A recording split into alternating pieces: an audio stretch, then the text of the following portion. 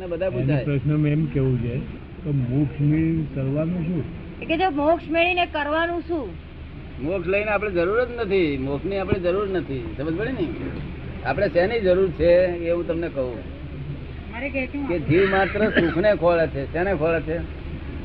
દરેક જીવ, નાનું જીવડું હોય મોટું હોય, પણ શું ખોળે છે? એને શું નથી ગમતું? દુઃખ નથી ગમતું. સમજ પડે ને? તે આપણે દુઃખ નથી ગમતું. હવે આ જે સુખ છે જગતમાં, જે સુખ માનેલો થો એનું નામ જ આત્મા અનુભવ કે છે તે વાત કહેવાય.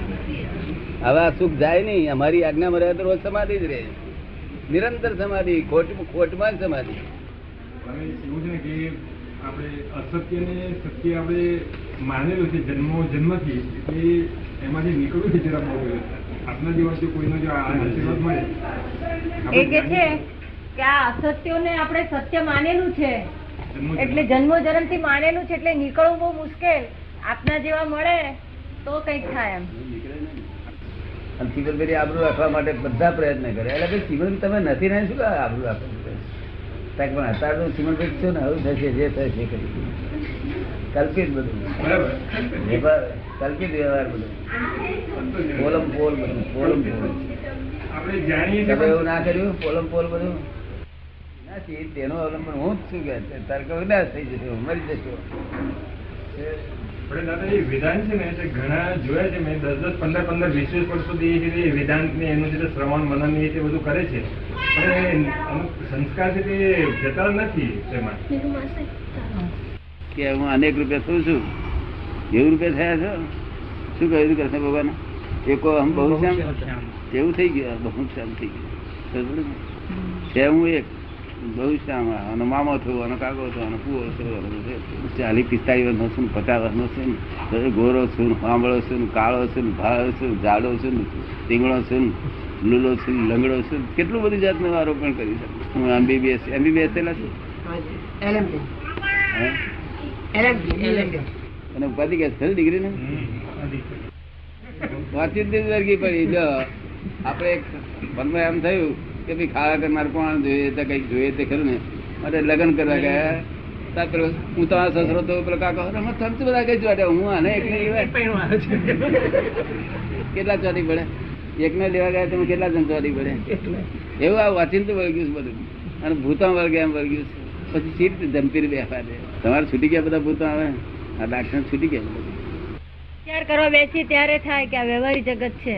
બાકી સામાન્ય દવાખાનામાં હું કામ કરતો હોય તે વખતે હું સચ્ચિદાનંદ. એ તો વિચારમાં છે, વિચારમાં છે, અનુભવમાં ના હોય.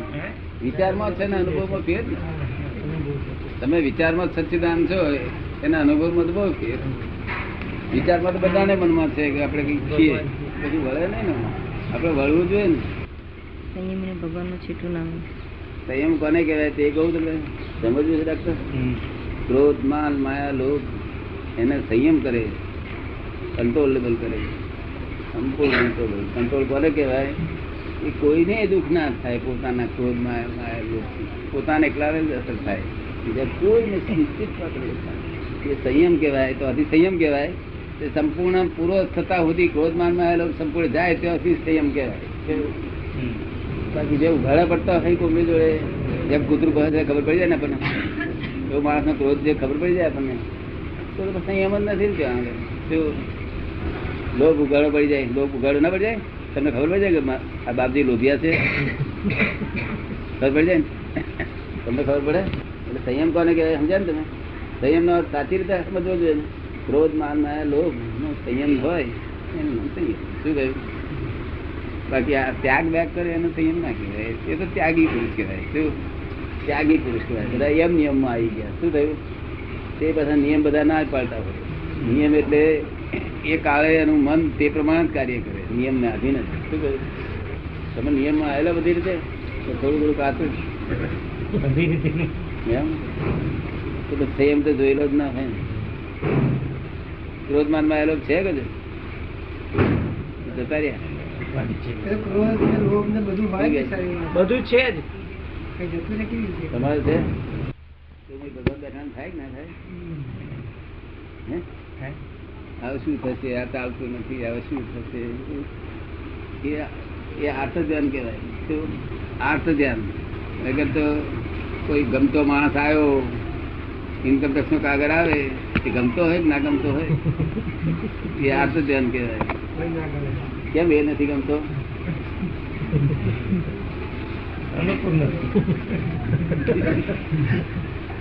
અનુકૂળ પ્રતિકૂળ જે લાગે છે એ બધું આર્થ ધ્યાન કહેવાય. આર્થ ધ્યાન થી શું થાય? પાછળતા આવે. પશુ યોની કઈ યોનીમાં જવું છે તમારે? મોક્ષમાં જવું છે? ઉર્ધ્વ ગતિમાં. અને ધર્મ ધ્યાન તો જયારે કરેલું ખરું? એમાં તો ખેતીવાડી ને પેલા જુવાર ને એવા બધા ફળ આવે, તમારે બીજી જાતના ફળ આવે. ભગવાનની પાઠ પૂજા. ભગવાન ને શું લેવા દે? ભગવાન ઓળખતા નહીં, શું લેવા દે? ઓળખાણ થયેલું સેકન્ડ કરેલા? ભગવાન તમે કરેલા છે સેકન્ડ? હે ભગવાન જોડે સેકન્ડ કર્યા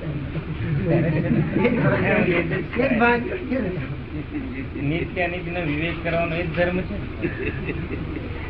એટલે ધર્મ ધ્યાન હજુ જાણતું નથી જગત. ધર્મ ધ્યાન કોને કહેવાય? એક દાડો પાડી દેશો. આજે આજથી કાલ સુધીમાં જ્ઞાન આપતા સુધીમાં એકાદ પાડશો, ધર્મ ધ્યાન કરશો. પ્રયત્ન કરી જઈશ. ના, પ્રયત્ન નહીં કરવું હોય નક્કી કરો તો હું તમને શક્તિ આપું. ઈચ્છા કરે. તમે પ્રયત્ન ના કરો. તમે તો લપસી જવાનું ટેવ છે, લપસી જ જવાનું. પણ હું તમને વચન બળ મૂકું અને તમે કહો કે મારે નક્કી પાડવું છે, આજે ધર્મ ધ્યાન કરવું છે, તો કાલ સુધી એકાદ પ્રયાસ તો એવો બનશે કે ધર્મ ધ્યાન થઈ શકે. પાડવું છે તો તમને કોઈ પણ જાતનું નુકસાન કરે, અપમાન કરે, ગમે તે કરે, તે વખતે એ તમારા કર્મના ઉદયનું ફળ છે માનવાનું. શું માનવાનું? કર્મના ઉદયનું ફળ. અને આજે નુકસાન કરનાર કે અપમાન કરનાર માણસ એ નિમિત્ત છે. શું માનશો? નિમિત્ત. હા, નિમિત્ત. એટલે નિમિત્ત ને બચકો ના ભરશો. કાલનો દાડો અત્યાર સુધી નિમિત્ત ને બચકા ભરો છો ને?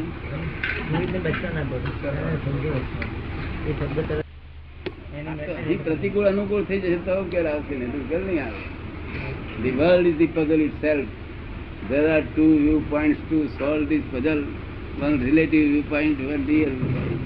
આ puzzle તો solve કરવું પડશે ને. આ પાલશો તમે નિમિત્ત ને બચકું ના? તમે સમજી ગયા હું શું કહેવા માંગુ છું?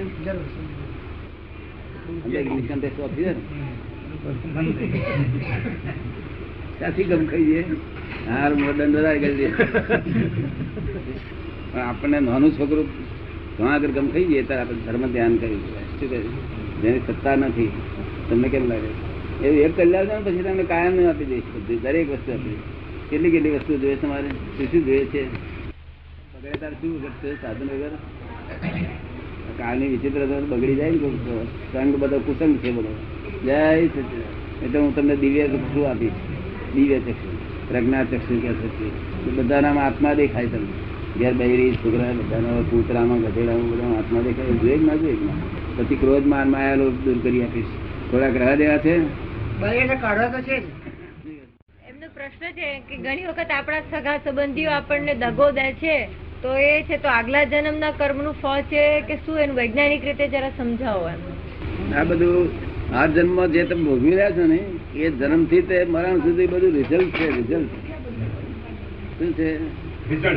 હા, એટલે પરીક્ષા આવતા ભાવની આપો છો અને ગયા આવતાનું પરિણામ ભોગવો છો. શું છે એ તમે સમજાય છે? આવતા આવતાની પરીક્ષા આપો છો. આ પરીક્ષા જો સારી આપશો તો આવતા આવતા રિઝલ્ટ સારું આવશે. અત્યારે જે બધું છે ગયા આવતાનું રિઝલ્ટ છે. શું છે? સમજાય છે ને?